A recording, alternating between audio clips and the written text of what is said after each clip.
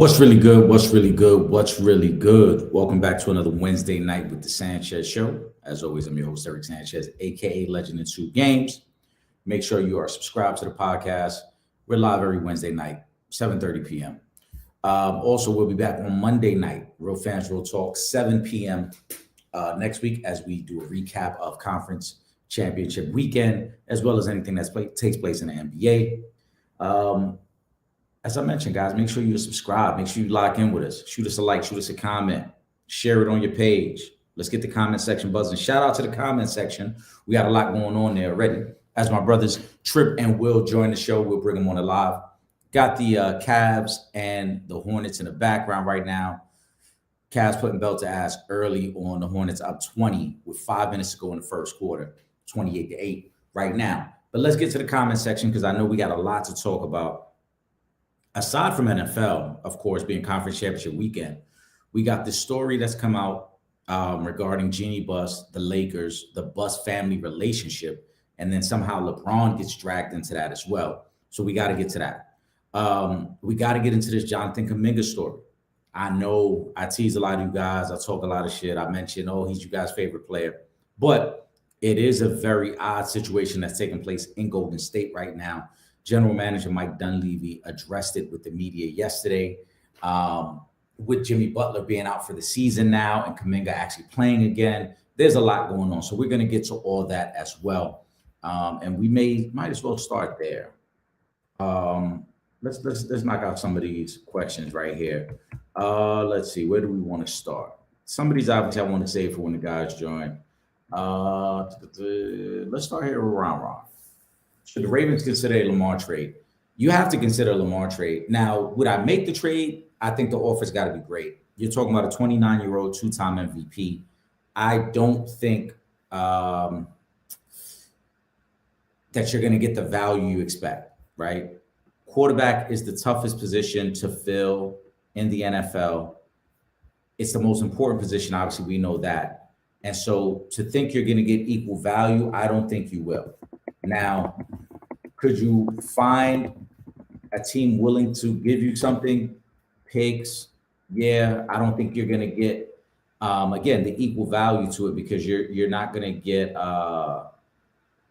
you're not going to get anything that can help you immediately. Sorry, guys, I'm sending something over to Will Gordon right now as we speak.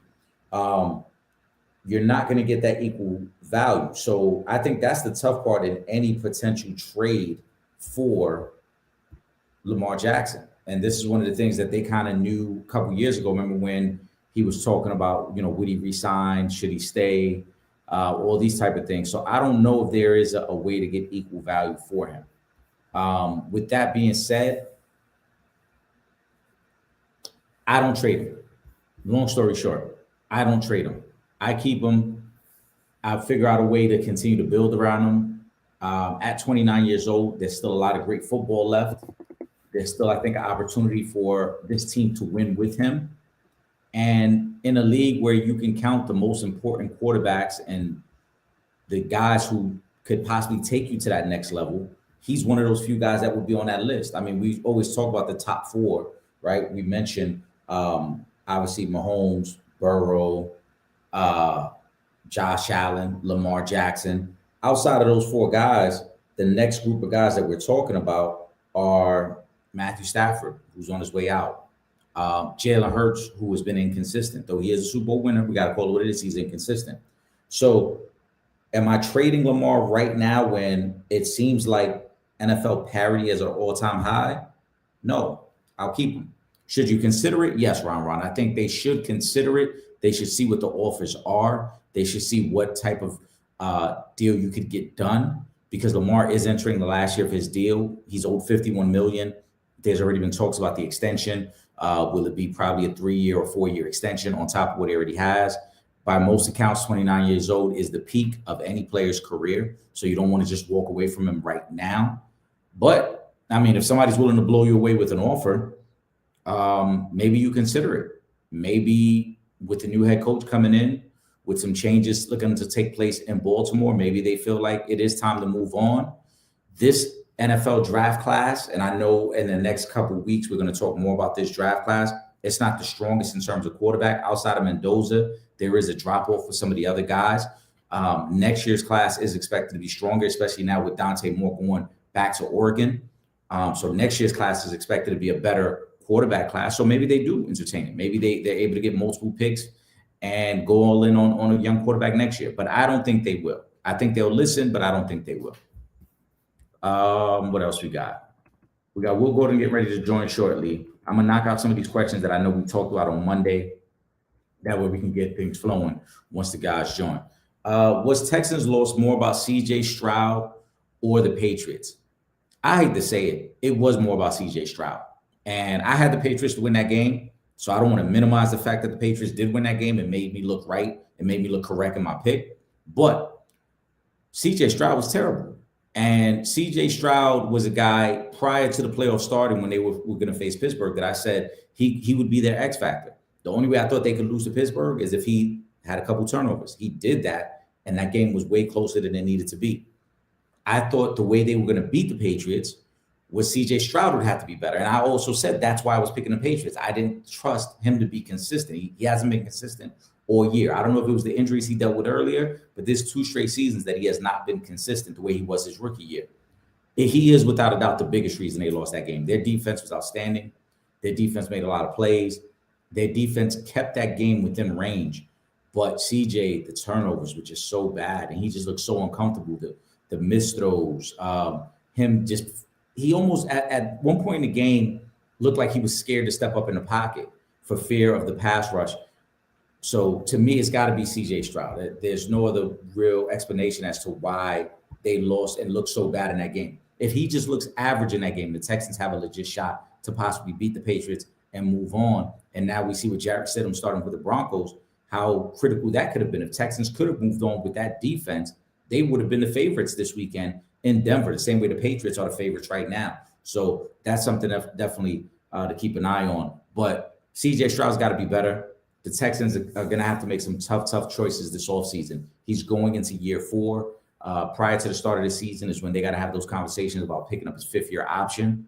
Will they do it? More than likely they will. He was the number 2 pick in the draft, so you normally don't just walk away from those guys. But you also don't want to guarantee that money on a 5th-year deal if he is regressing. If he's not playing as well as he did his rookie year, to guarantee was probably going to be a 5th year at somewhere close to about 28 to 30, $32 million.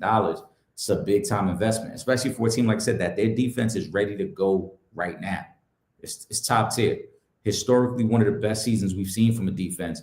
I think they said since 2009 in terms of points allowed, in terms of categories that they led the league in. It was a great year for NFL defense, and the Texans were at the top of that. So they got a tough decision to make with CJ. Ron also mentioned the top selling NBA jersey.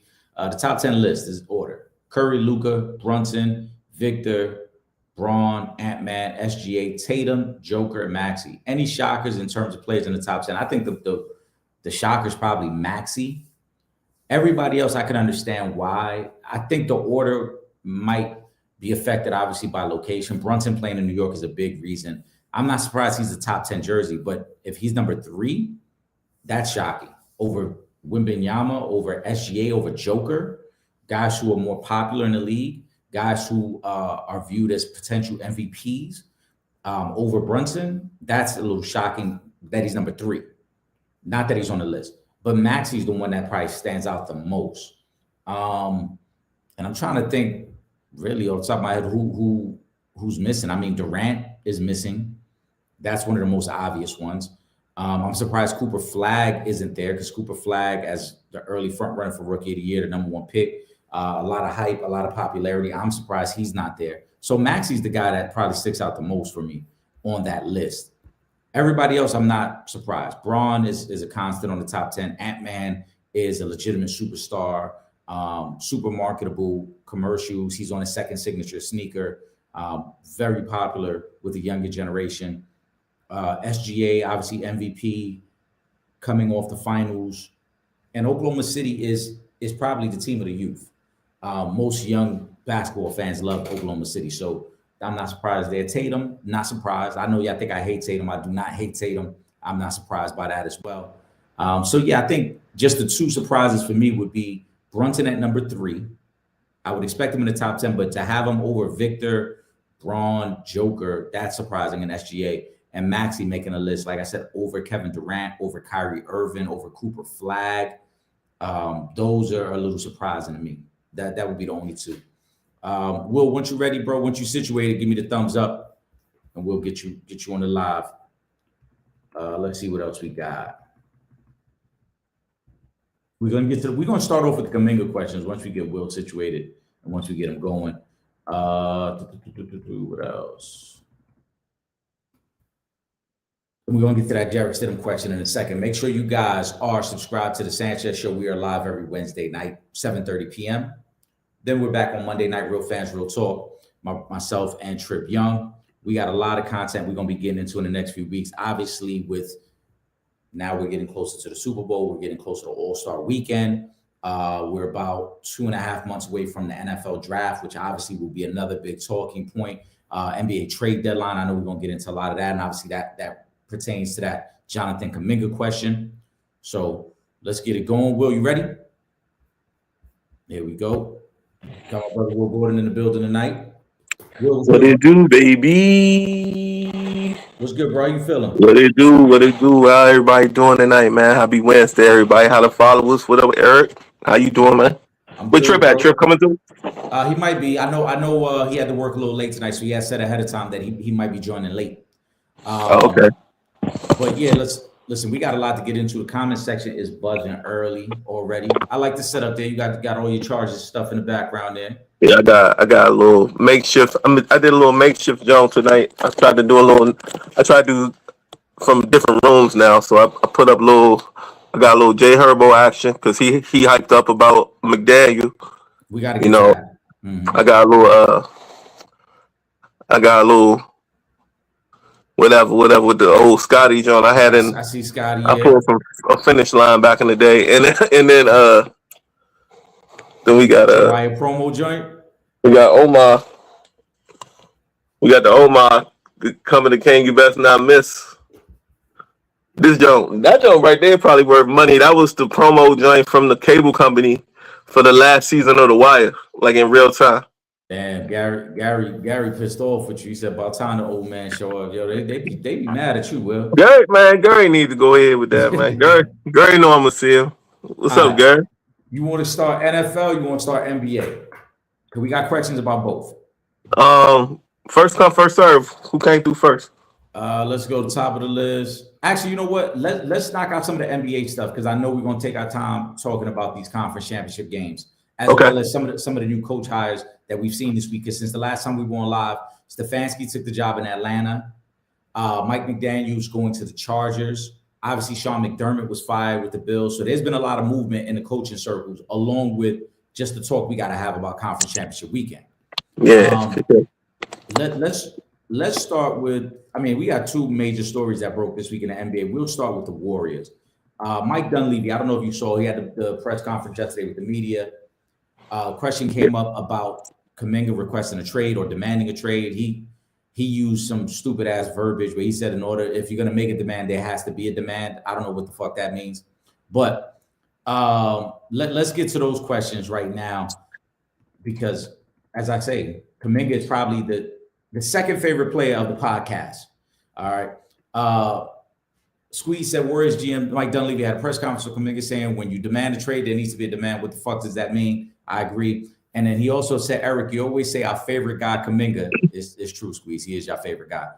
But it's a top story, and Steve Kerr has to eat crow and play him now after 16 straight games with zero action. Eric and Will, can we admit that's cold? Will, the table's been set. We know Kuminga had not played in 16 games, but now he's going to have to play because Jimmy Butler is out for the season. He had already demanded a trade, so now you have that lingering over the team. But people also conveniently overlooked the fact that the Warriors were something like 17-4, something like that in their last 22 games. So 21 games. What's your thoughts on this whole Jonathan Kuminga Warriors situation? Well, first, to address, the press conference, this gone viral or whatever. When he said, that a demand, the demand was made, but there has to be a demand. He was saying, all right, you demand them to be traded, but somebody needs to want you in a trade. Well, that's what he's saying. Like you need to Correct. be No, like, I know. ain't nobody, my phone ain't ringing. Is what Right. he's basically saying. So he said you could demand to be traded, but if ain't nobody, if my phone ain't ringing, nobody's wanting to trade for you, then it's just noise. Is basically what he was trying to say. Right. Now, with Jimmy Butler getting hurt, everything changes. I think if it depends on if what Golden State front office how they figure the rest of the season going. Are they trying to compete still, or are they trying to uh, set themselves up for the future? And if you're still trying to compete, then now those phones that weren't ringing in the first place, that's not going to matter because you actually, like you said, Kaminga's going to have to play minutes now, and there's going to be a lot of minutes available for him. Now, if you Kaminga, and if the truth is that nobody's calling, nobody's checking for you, you think you bet you more than you worth, then show us. This is your time to show us. Jimmy's out. Swallow your pride and get out there and ball. You got the rest of the season to showcase yourself for the rest of the league and hopefully get something done in off season. This is a perfect situation for you if the phone's not ringing like Dunleavy was suggesting. So go out there, bet on yourself, and get paid, young man. Get paid. I 1000% agree. There are a couple things on the Jonathan Kuminga part because I think too much criticism is put on Kerr as opposed to people looking at the totality of the situation and be like, listen, maybe this just ain't working. Maybe it ain't Kerr. Maybe it just doesn't work. Mike Dunleavy sounded like a guy who was already tired of the Kuminga conversation, which leads me to believe that there's some other things behind the scenes that maybe just his mindset. I don't want to call it his attitude. Maybe his mindset just don't work. Maybe he's not mature enough, like you said, to handle like, yo, when I get my shot, it is what it is. This is a veteran-laden team. So they probably don't have time to hold your hand for you to figure it out. It's either you produce when you're out there or you don't play. Now, I said a couple of weeks ago, one of the biggest reasons I think Kuminga does not play a lot is because the team does not have enough spacing. They don't have enough shooting. And he is not a shooter. It's very tough to put him on the floor when you already have Draymond, who's not a shooter, and Jimmy Butler, who's not a shooter. Now you don't have the spacing that you need for Steph. I know people love to kill Podziemski. Podziemski shoots damn near 40% from three. So Kerr's going to play him to try to create the spacing on the floor. Is Kuminga a better player than Podziemski? More than likely, I think he is. But for their situation, for their system, I don't think he fits. And that's why Kerr does not play him. In terms of, oh, this is cold, Kerr ain't play him for 16 games. Last time I checked, Jonathan Kuminga had an opportunity to sign with any other team he wanted to sign with this past offseason. He signed to stay in Golden State. If he didn't like the situation, if he didn't like the way he had been used previously, why would you sign to stay in Golden State? That's a good point. That's the part of the business. You stood there. You knew what direction they were going. You had already experienced the Steve Kerr situation in the past. If you didn't like how Kerr was coaching you or utilizing you, you could have walked away. So I think that's why I keep saying I think there's more to the story than people are realizing. It's far deeper situation than just, oh, he not playing him. I think there's more going on behind the scenes. Kuminga demanding a trade a couple of weeks ago. Like you said, now he's going to get to play. Now, over the next 10 to 15 games, he can improve his stock. He can improve his value on the market if he plays well. But if he doesn't play well, I don't want to hear nobody complain, oh, Kerr ain't playing for 16 games. Because then if he come out and struggle the next 10 to 15 games, it's going to pretty much solidify the reason why Kerr ain't been playing. So we're going to see. I still think, though, that they're going to end up flipping him for Michael Porter Jr. I think that's the trade to make. The Nets don't want to keep Michael Porter Jr. I think they know he's a trade asset. The Nets are looking to completely rebuild. Nothing against Michael Porter Jr., but he's got a great value, and they know they can get younger and get more pieces and get more assets. I think that's the way that's going to end up playing out for Kuminga anyway. He'll probably end up in Brooklyn as one of the young featured guys there. What else? I think Pooh had made a comment about Kuminga as well. What up, Pooh? Nah. It was another comment. Kyrie said, is it karma for Steve Kerr and the Warriors? What karma, man? Steve Kerr and the Warriors won 4 finals. They've had a lot of success before Kuminga. They're fine. Their legacy is not tied to Kuminga, bro. Their legacy is he like big on social media or something? Is he like a big TikToker or something? I don't get I understand people may think, oh, give the kid a shot. We want to see what he could do. But I don't get this. Like, y'all really think that Kuminga, He y'all ain't think no Kuminga, difference. He ain't gonna win no chip for nobody, man. right? Like, y'all talking like Kuminga bigger than the program. Like, oh, the Warriors is what's holding Kuminga back. Last time I checked, Steve Kerr done won 4 NBA finals and been to 6 NBA finals as a coach. I'm about to kill this. They almost talking like he Andre Iguodala, you know what I'm saying, when he Yeah, was still making differences for teams. Man, come I on, man. don't, Like, who I is? don't. Anyway, That's why I let's asked get. last week. Is he sweet on 2K or like I don't like I think what's that the some. love affair? I think sometimes that we as basketball fans, we get attached to a young player and think that maybe that young player is better than the way he's being utilized. We hear it too often. People sometimes, you could be a good young player. That does not mean you are a difference maker. That does not mean that you're going to alter the course of the franchise. Like y'all talking about Kuminga, like right now, like if he gets more playing time, that this is going to change the trajectory of the Warriors this season. I don't see that happening. Shout out to Vern. Vern is on Instagram right now. Vern said hello, especially to Will Gordon. Will, he texted me. He told me he was going to join the comment section this week because he had a lot to say to you about the Chargers specifically. The counselor. Yes. Let's see what we got here. Kyrie said, I just think it's a top story in all the NBA podcasts saying it's not right now. It's not right. How is he being treated? That's all. No, I mean, I get it. It is a top story right now because, again, you're talking about a situation, a dynamic where a young player who just signed a contract this offseason is now requesting a trade and wants out of Golden State. Realistically, he's probably the only player that's really clashed with Steve Kerr during Steve Kerr's time as a head coach. For the most part, everything we've heard from every other player, they've gotten along with Steve Kerr. Kuminga seems to be the one guy that doesn't really get along or hasn't really fit in with Steve Kerr per se. But I just think that that's all it is. It's a story.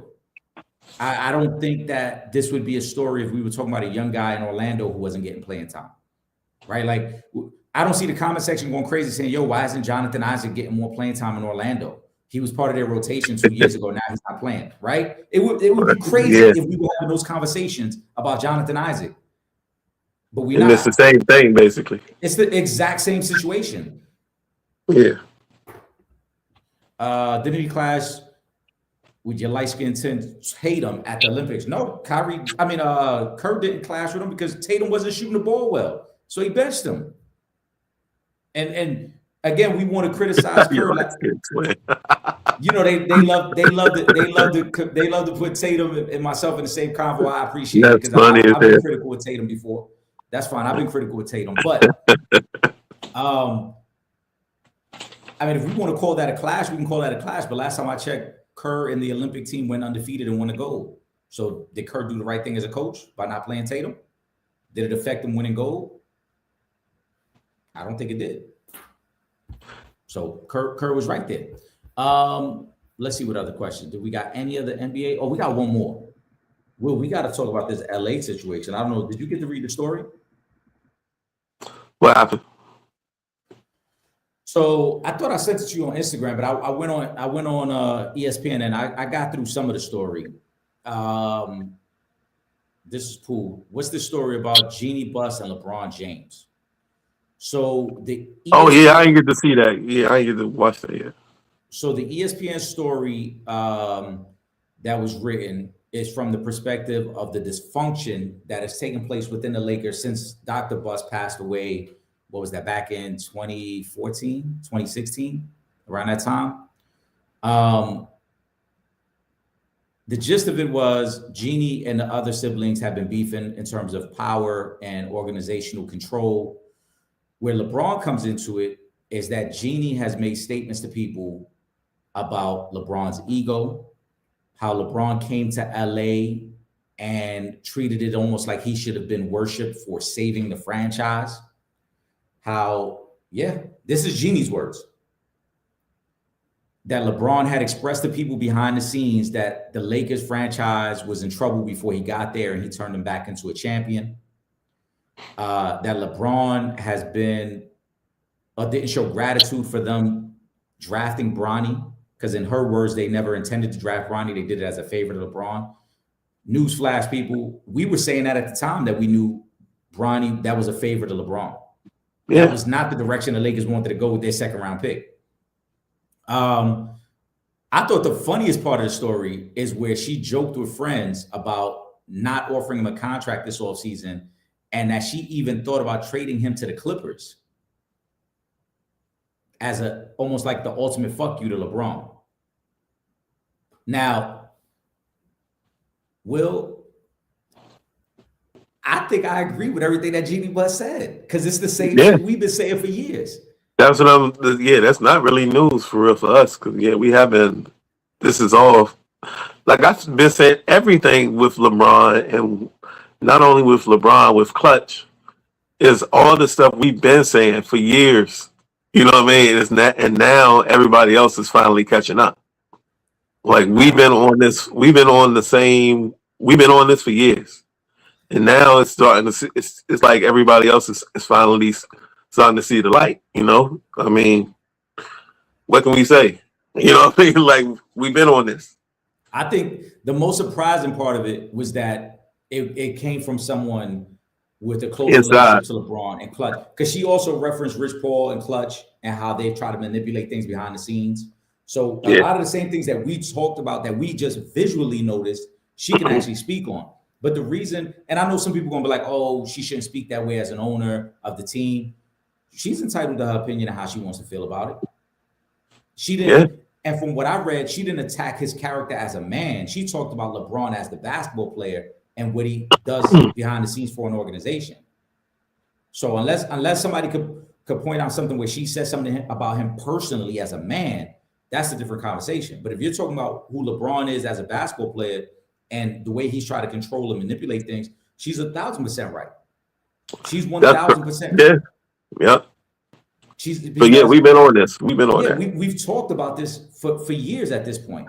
And it's one of the reasons that so many people have been tired of LeBron's bullshit. It's a reason why a lot of people are ready for LeBron to walk away from the game. Our comment section has talked about it several times that they're ready for LeBron to walk away from the NBA.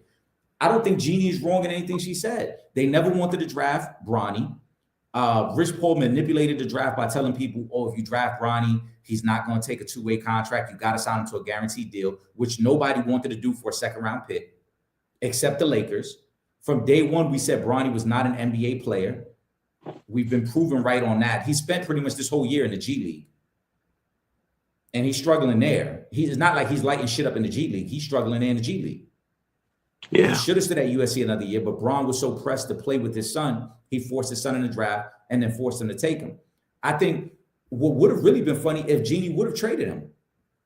If Jeannie would have traded him, I think that would have been the funniest shit ever, because we talked about it this offseason. We knew LeBron wasn't happy that it was Luka's team. LeBron was trying to start, the rumblings of look at me, because all offseason the question was, is he going to resign? Is he going to stay in LA? Is he going to retire? Which that Hennessy commercial was the corniest shit of the year. I forgot about that bullshit. Right, yeah. To tease, I got a big announcement coming up on Thursday. To then recreate the decision around a Hennessy commercial, which they don't even play that commercial. When's the last time? That's the only time. That's the only time they played it. That's the only For time. Real. Yeah. So they was on some bullshit. Right. But that was the perfect example of LeBron saying, look at me. I want you guys to look at me again.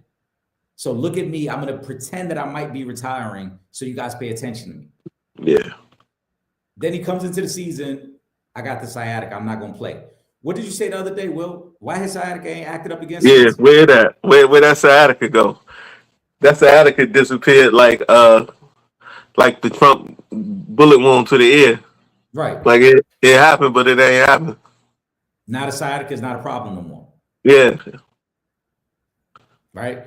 And I said the other day too, I forgot who posed the question about will the coaches select LeBron to the All-Star game? I said, oh yeah, they're gonna select him. They're gonna select him. For sure. They're gonna select him. I hope nobody give up their spot for him to start though. I hope they don't, but the way this guy craves the attention so much, there's no way that he's not going to be a part of All-Star Weekend. Like I said, He is walking around with a patch commemorating his own 23rd Itself, season. yeah. The pat on the back patch. Right. That's man, that dude is and what's funny, and for the newer viewers, years and years, and Eric will tell you before we even started doing this, we've been doing this almost 5 years. Yeah. Even before this, we corresponded in the group for the love of the game. And the nickname Eric gave me was Mr. Unpopular Opinion.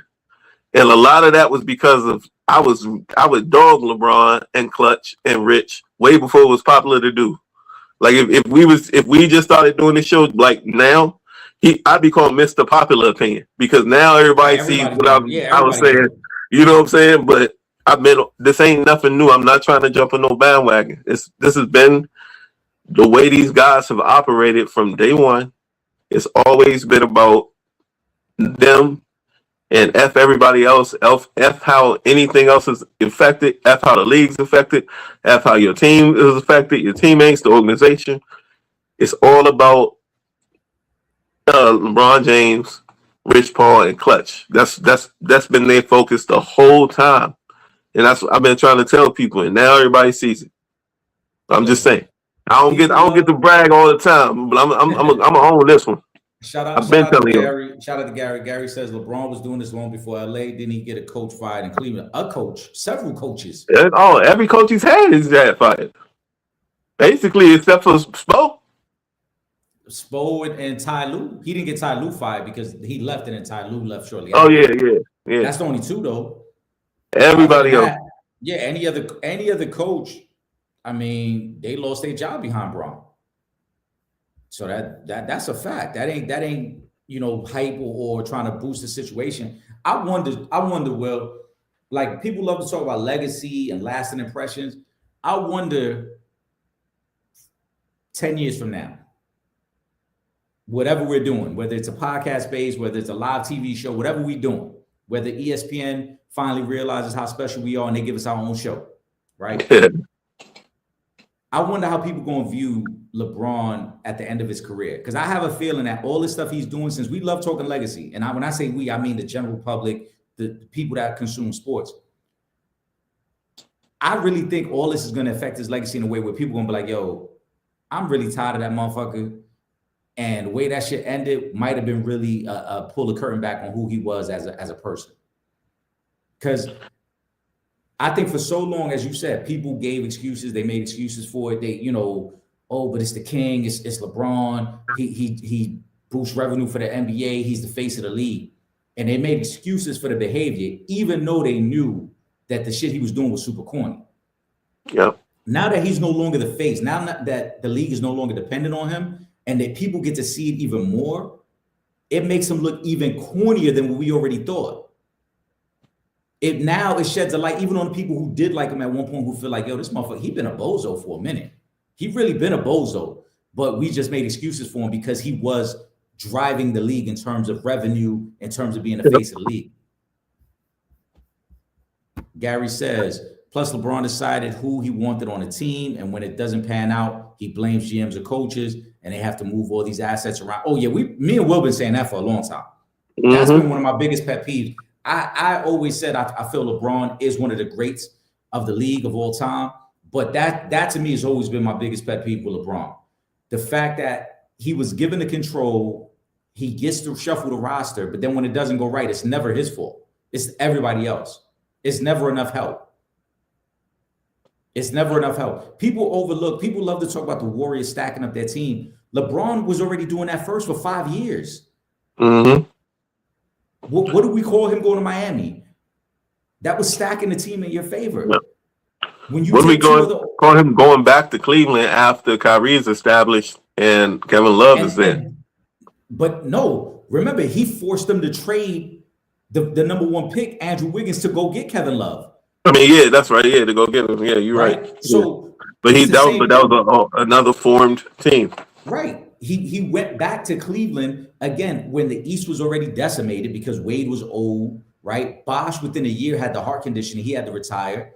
You look around the East, Paul George had already dealt with that significant leg injury, so they weren't the same. Derrick Rose already had his knee injury. They wasn't the same. So he goes to Cleveland with a younger team, stacks the deck in his favor again, knowing, all right, I'm going to run away with the East. And then when Golden State caught on and was able to do the same thing, then it was like, oh, man, yeah, how's LeBron ever going to win, man? Look what the Warriors did. But we never used that logic for nobody else. Yep. We never said, yo, it's fucked up that Carmelo's in the East, man, and Miami's so stacked. And Carmelo got to find a way to beat the Miami Heat. Yeah, ain't nobody cry no tears for Carmelo. Yeah, ain't nobody cry no tears for the Bulls when it's like, yo, they good, man, they young, but damn, how they gonna beat the Heat, bro? They, you know, nobody cared then. It was only when it was LeBron that it was a problem.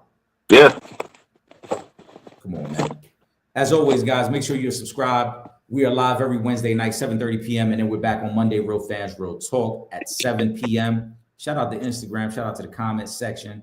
Let's get to some of the NFL questions tonight because we got, obviously, probably the biggest weekend in the NFL, Will. Conference championship weekend. I'm up this Sunday, too. Woo! Yeah, man. I don't know what the weather's looking like over there, but we're supposed to be getting we supposed to get some. Yeah, we supposed to get that. I ain't worried about that, man. I ain't worried about it either because I'm gonna hit this worried about Saturday. That. Go ahead, get my, you know what I'm saying? Keep my grill dug out, my smoker. There you go. We good over here. There you go. Let's run down a couple of the quick NFL ones, and then we're gonna get to the matchup. This one I kind of talked about a little bit, but I'll give you an opportunity to share your thoughts. Ron wants to know, should the Ravens consider a Lamar trade? Lamar is going into the last year of his deal. He just turned 29 earlier this month. He's got 1 year left, which is next season at $51 million. They've already said they're trying to work out a new contract. But do you think the Ravens should consider a Lamar trade? Absolutely not. Like, why would they do that? No, absolutely not. One of the best quarterbacks of this generation. No. 2-time MVP for a reason. They don't just give him out. Should be 3-time. Because he should have got it last year.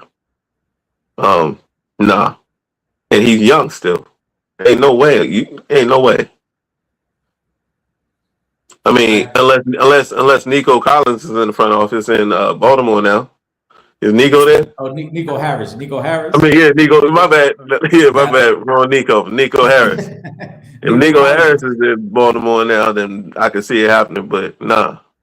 Nico Collins was still recovering from a concussion and caught a straight. Yeah. See, you gotta be recovering from a concussion to consider making that move. So I was right in either regard.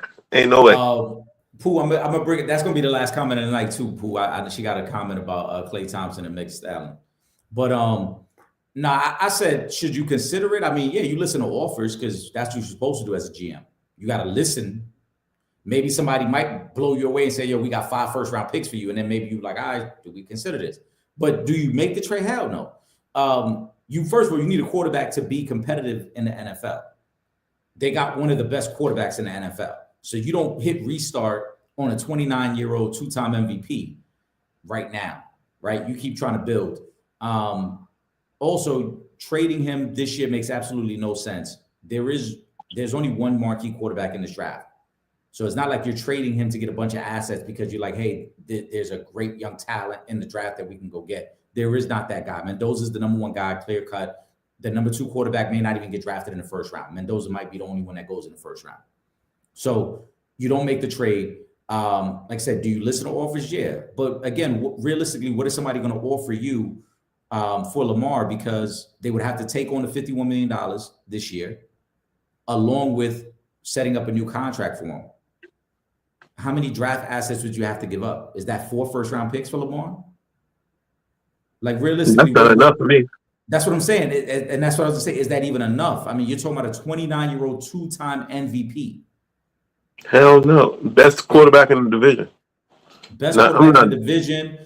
I mean, we talk all the time about the top 4 guys. So he's a top 3 quarterback in football. Whatever order you can win every year with Lamar Jackson. You can. Right. You got a chance every year if you got Lamar Jackson. Ain't no way I'm trading him. No. So no, I agree. All right, let's get to conference championship weekend, and then we're gonna end off with Pooh's comment. Let's see, where do we want to start? I mean, let's go here first. It's the second game of the day, but it's the first question we're gonna go to. Ron. Trust the Rams offense or the Seahawks defense more? Will, go ahead. That Seahawks defense is legit. I will It give is. them that. I'm gonna give them that. They get after the quarterback. I mean, they ferocious at all three levels. But Matthew Stafford, he keeps finding ways, Yeah. like he's been doing all season. Like no moment is too big for him, and it's like he's seen every defensive coverage you're gonna throw at him. He's seen before, so it just comes down to can the guys around him respond to react to those situations, and I think they can. Um, what I think this game is going to come down to is, I mean, obviously, I'm just speaking chalk. It's a great defense versus a great offense.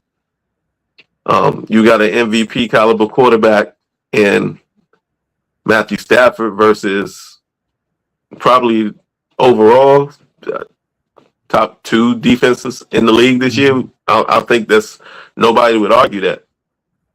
What I think this is going to come down to is X's and O's. I think we're going to be playing some chess this weekend, and I think it's going to come down to uh, McVay versus what's my guy? I forget my guy McDonald.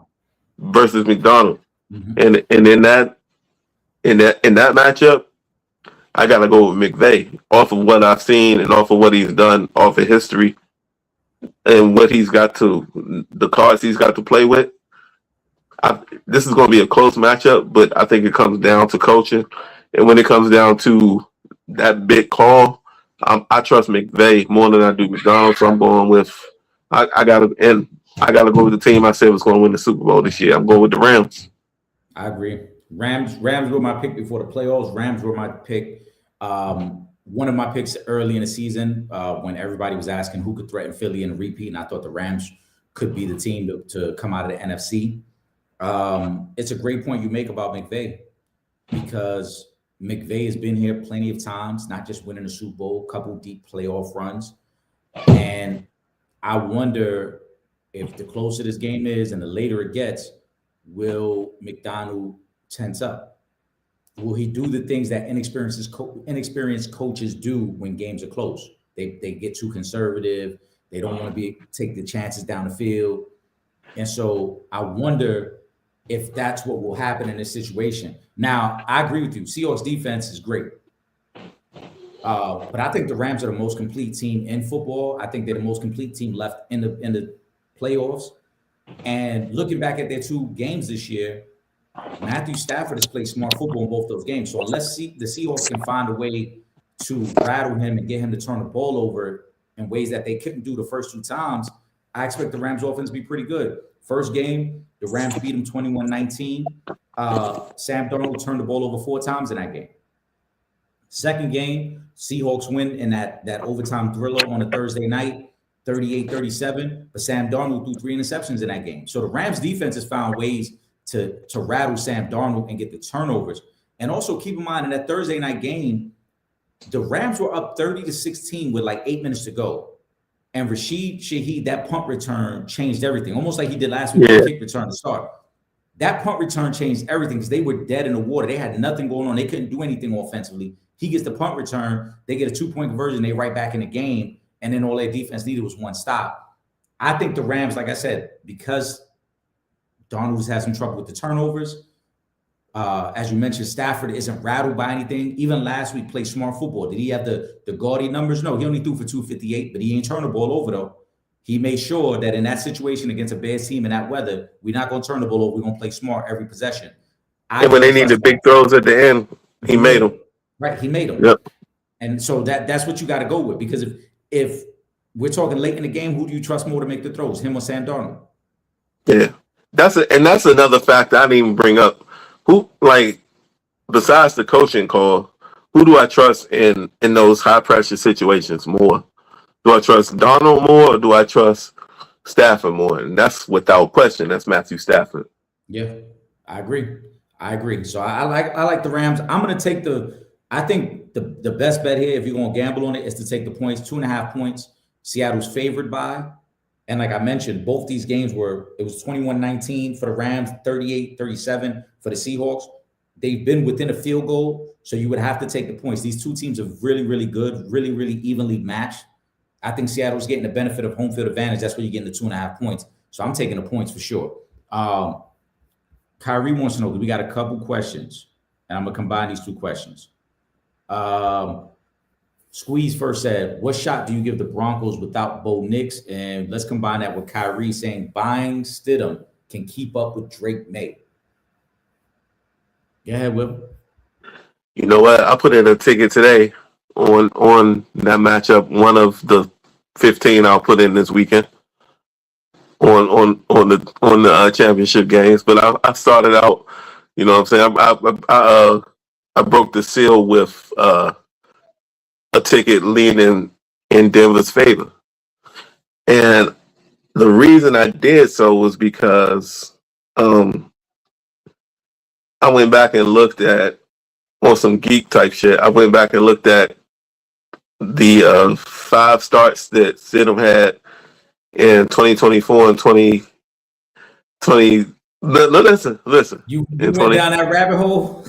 Listen, yeah, I did. It was 3 were for Vegas. Only 2 for Denver last year, and 3 for Vegas the year before that. So I didn't care about the Vegas numbers, but I wanted to see what he did in those Denver games. I don't think he started for Denver last year.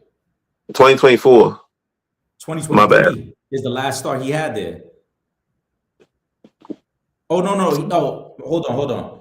I may have wrote that down wrong. I think the last pass attempt he had was in 2023. I think he came in for like late game kneel down situations last year. Well, the year before that, he had like the season I was checking in on. He had a substantial amount of pass attempts for a backup. That might have been the Raider year. We had 400 some yards passing. I'm going back. Hold on. And then I think last year, year with Denver, he had 90 some yards. That was 2023. And when in 2024 was what? Nothing. He didn't throw one pass. So I was looking at 23 and 22 then, right? Yeah, because his Raider year was 22. And okay, so I was looking at 23. That's what I was meaning. But I don't think that the Broncos are going to ask, and Sean Payton especially are going to ask him to beat the world.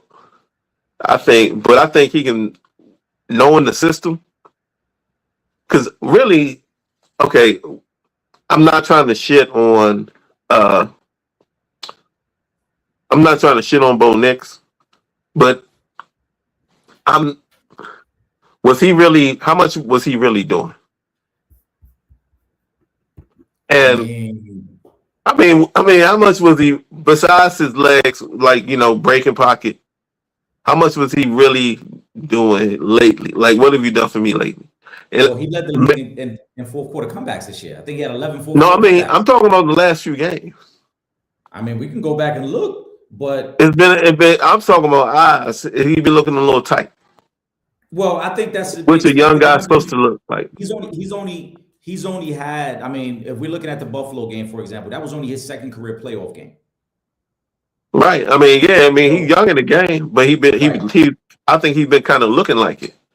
And I don't see a big drop off. Is what I'm trying to say from what Bo Nix has been giving you recently to what Stidham can give you, because Stidham's like Nix is playing like nervous. I feel like the last few weeks.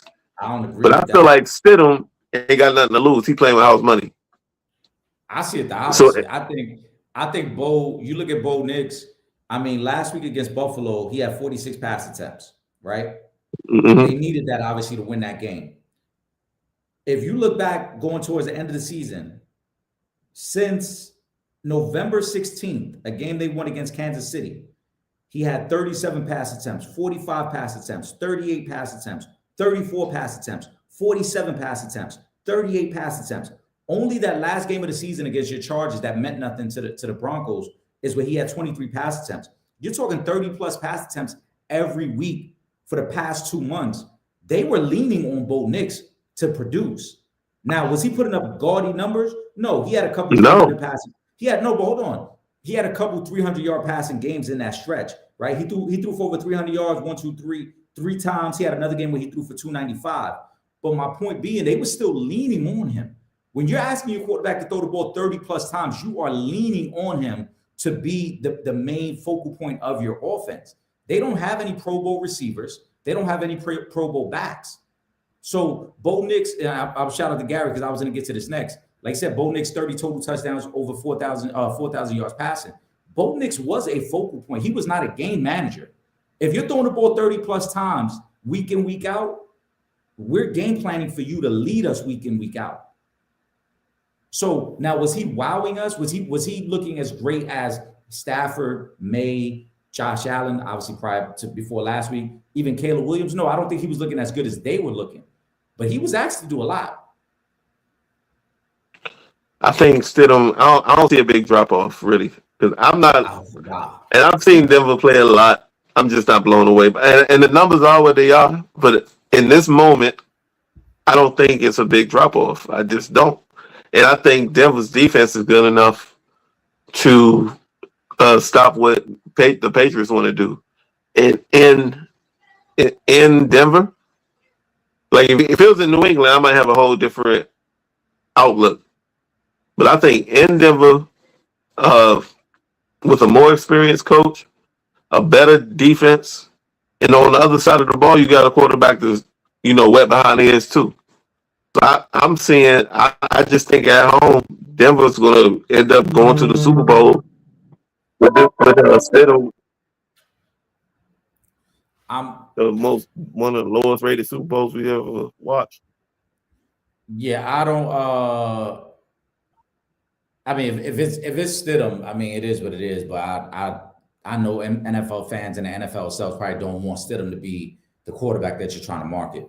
Let's start with Stidham first. I'm gonna start there because I want to also get to that comment you made about the Denver defense, because I don't see it that same way. I think the Denver defense is good and they're flashy, but I think they're getting a reputation as like a lights out defense, like the Texans, the Seahawks, when they're not that. Because there's evidence this year of teams in Denver putting up points and yardage on that defense. And Buffalo did it last week as well. Obviously, the turnovers from Josh Allen sabotaged that. But when you look at the totality of what Buffalo was able to do running and passing in that game, even with 5 turnovers, and they still dropped the 30-piece and had a chance to win that game, that does not speak to a lights-out defense. But Jarrett Stidham has not thrown a pass since December of 2023. It's been 2 full years since he's thrown an NFL pass. For his career, he's only thrown 197 passes, 8 touchdowns, 8 interceptions. Now, I'm not saying the dude isn't competent enough to understand a playbook. I'm not saying the dude isn't competent enough to make a couple throws. I just think that is the worst situation to be in when you have not played all season. You have not taken a meaningful snap. Has he come in to kneel down at times? Yes. But he has not taken a meaningful snap. And now I got to come in to an AFC Championship game. I got to do line adjustments. I got to do hot routes.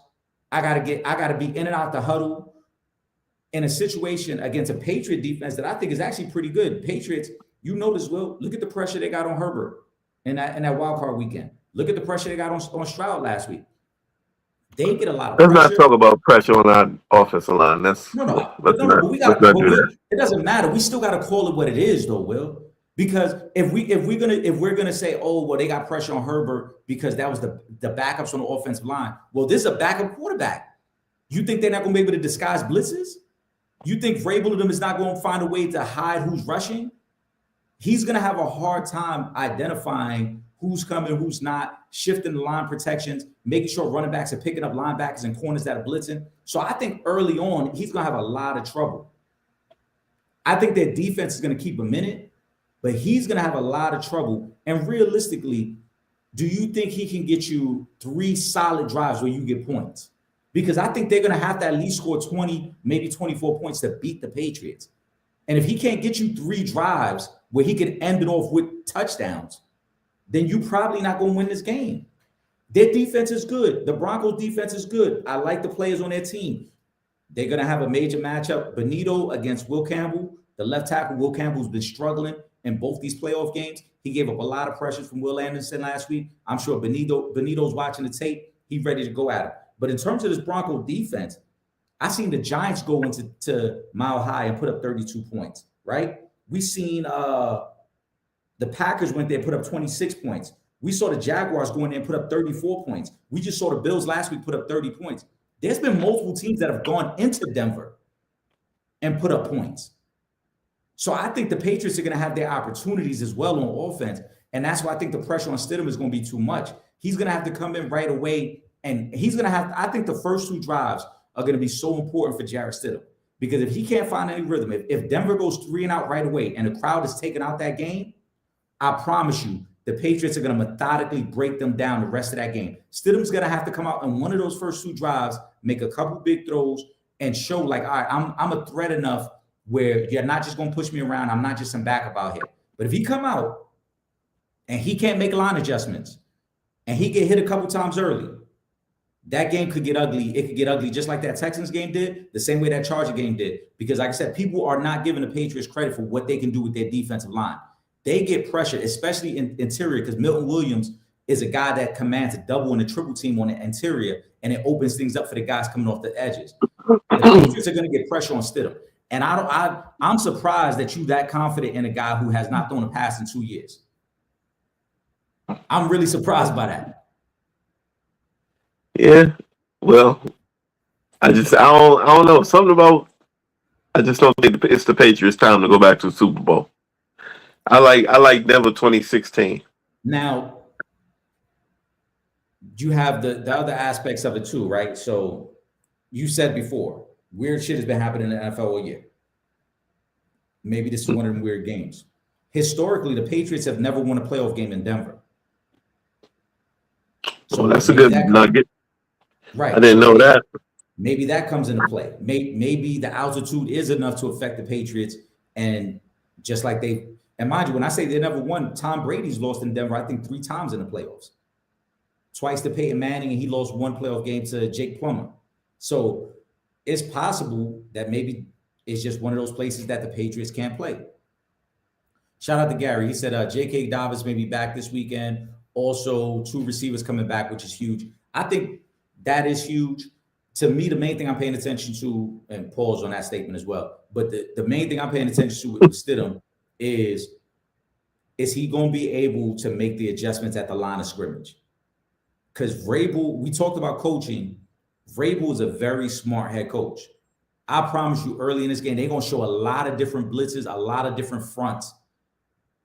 Don't be surprised if they intentionally put 7 men on the line of scrimmage and force him to decide who's coming, who's blitzing. Pause. Who's blitzing? And if you can't pick up who the blitz is, we're going to beat you up.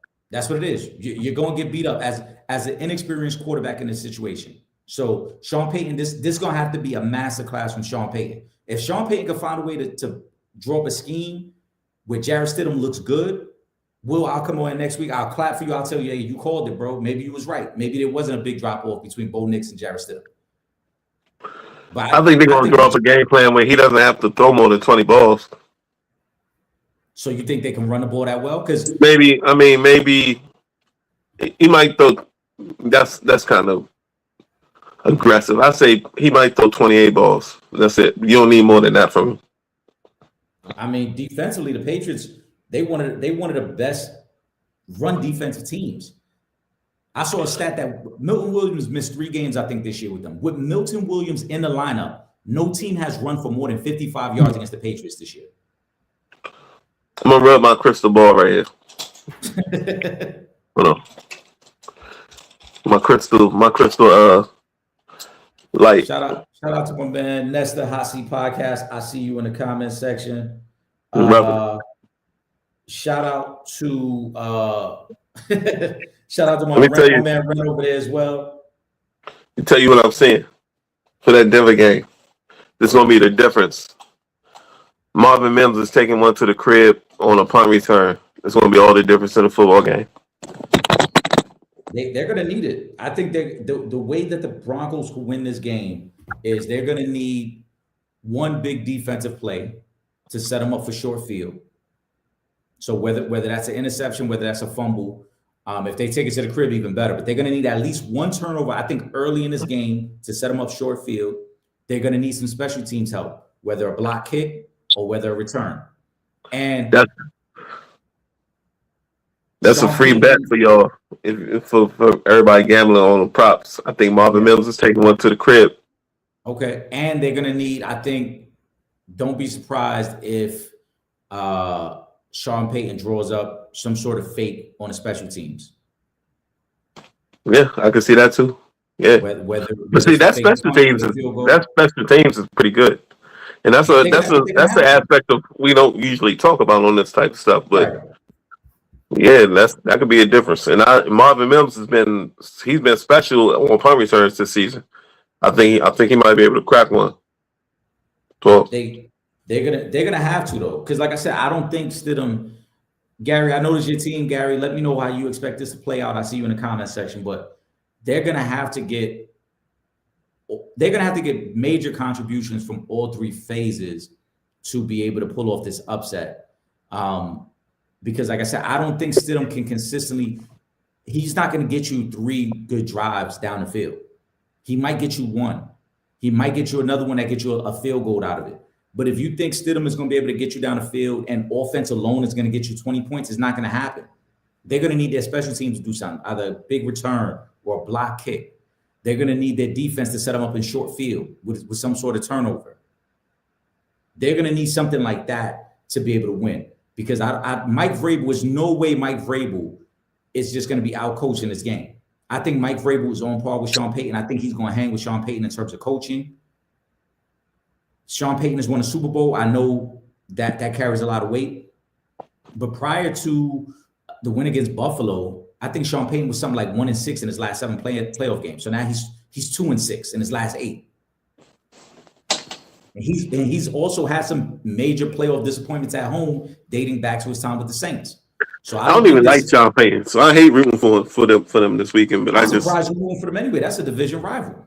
Yeah, but I mean, I gotta call it as I see it too. You know. I feel you. Let's see what else we got real quick in the comment section, and then we're gonna. And I'm kind of bitter because the Patriots just handled us. Well, yeah, I mean, y'all wasn't ready for Patriots, man.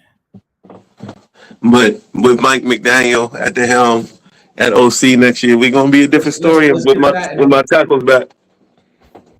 Gary said, I expect to lose, but close game, still maybe 28-17 final score, like 30-17-ish. Close first half, the Patriots on the way late in the fourth, more than likely. I can see that happening. Mike McDaniel's going to the Chargers. Let me get your thoughts on that as you guys get the offensive coordinator. I know you're really excited about getting him over there as well. Yeah, I love it. It's everything I needed at offense. Like, I was not a Greg Roman fan. I wasn't a Greg Roman fan when Harbaugh brought him in. Like, he has a history of being stubborn and not being able to adjust and being stuck in his ways, which were pretty old school.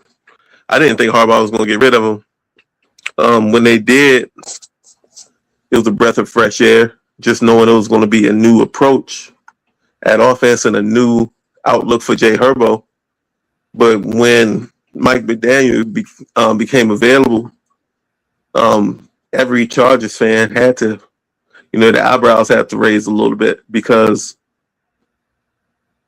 as far as I'm concerned, like, I knew Mike McDaniel was going to get head coaching interviews, which he did, but I don't think he's a head coach. I think he's meant to be an offensive coordinator, which is what got him his head coaching position.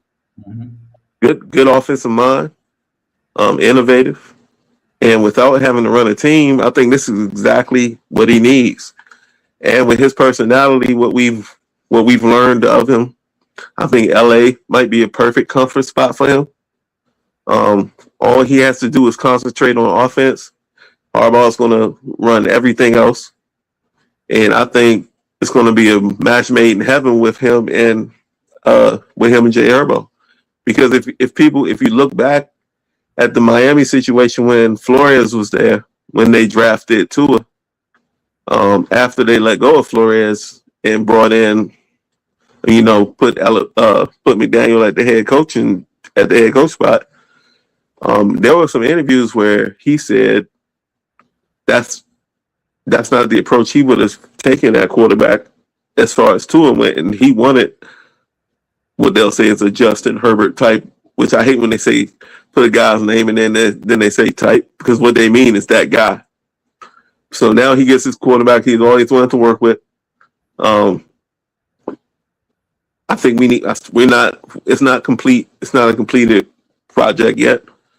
Getting back both all-pro tackles next year that was going to be a world of difference before the McDaniel move. When you bring in a guy like McDaniel, and then look, I just did it. A guy like McDaniel, and then you I think we're going to bring in a free agent or two. Plus, I like what Joe Ortiz has done with our drafts. So I have complete faith that he'll be able to bring in some guys that'll help. I think the Chargers are going to. I mean, I'm biased, of course, but I think we are going to be a serious problem going forward, especially if Jesse Minter doesn't take a job elsewhere. If Jesse Minter doesn't go elsewhere, which is probably unlikely, he'll probably go elsewhere. But if we're able to keep him, and with Harbaugh at the helm and bringing in McDaniel, I think we might have the best coaching staff in football. Shout out to Trip. I see you in the comment section, bro. I think it's a great move. I do agree with you. I think he's a perfect fit as the offensive coordinator next to Harbaugh. Harbaugh already has the structure in place. What he needs is the offensive mastermind to kind of unlock Jay Herbo. My only concern, and it's not to do with Mike McDaniels, because again, I think I believe in him as a offensive play caller, is the weapons. Jay Herbo needs a weapon, and as I've said plenty of times, Will, the Chargers are notoriously cheap. Keenan Allen's probably not coming back next year. Quentin Johnston kind of fell off towards the end of the second half of last year. Ladd McConkey's a good receiver, but he's best in the slot. And I think under Mike McDaniels, he's going to unlock that for him as well. And he was horribly utilized under Greg Roman. I think you would agree. Yeah. I mean, that's why you saw the difference between Ladd 2 years ago in comparison to last season, right? 2 years ago, Ladd caught 100 passes, right? Yeah, or 90-something. Yeah, 90-something, close to 100 passes.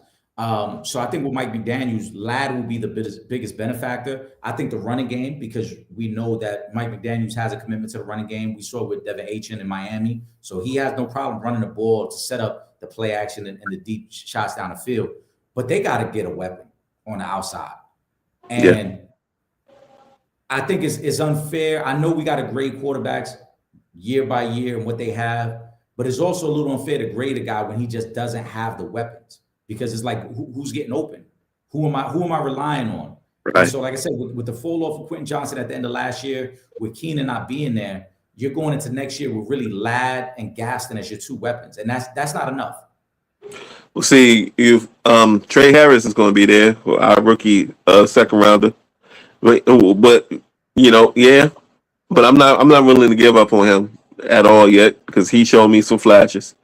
I think you're at a point now with Jay Herbo. You need established guys, not just flashes. Yeah, but that's what I'm getting to. Is like maybe some people might think it's past. He's definitely past his prime, but I think he can still be effective. Maybe he brings Tyreek with him. Maybe, and I know a lot of people are down on him, but maybe AJ Brown becomes available to us. Like. There will be free agents that want to come and play in LA. Like that's not going to be an issue. Guys, if there are guys available, but the Chargers don't want to spend the money. See, that's why I think you're wrong. I think that's over. I think that's over with. I think that's the old narrative you talking. Like you see that stadium? You see that stadium? That's not their stadium. I mean, but I'm talking. But they got something on it. They got, you know what I'm saying? They got something on it. Their owner is so cheap that he allowed Jerry Jones to convince him, hey, just take the deal with the Rams. You basically get the Clippers deal with the Rams. It's their stadium. I mean, he got something on it though. And So teams, he put a little something on it. He put a little something on it. is that what I'm saying? You know what I'm saying? He put it on layaway. Listen, but I do like Mike McDaniels. As we were talking, I was checking it out. The Chiefs are bringing in a new offensive coordinator next year. Eric Bieniemy is going back to Kansas City. I'm dead serious. Yo, I know, but Eric Bieniemy's going back. that's such a non-move. Like that's Eric Bieniemy's there to just make sure Andy Reid's lunch order straight. I mean, He don't do shit. He don't do nothing. Yeah, I think Eric Bieniemy it's been really weird, and we're not going to spend too much He time talking does about Eric nothing. Bieniemy. It's really weird because Eric Bieniemy was on the Bears coaching staff, and I wondered the same thing. Like, what was he doing on the Bears coaching staff? Because we know Ben Johnson doing the play calling. Like, why does Eric Bieniemy take these jobs? I'm telling you, he's not. He has no responsibility on any of these jobs.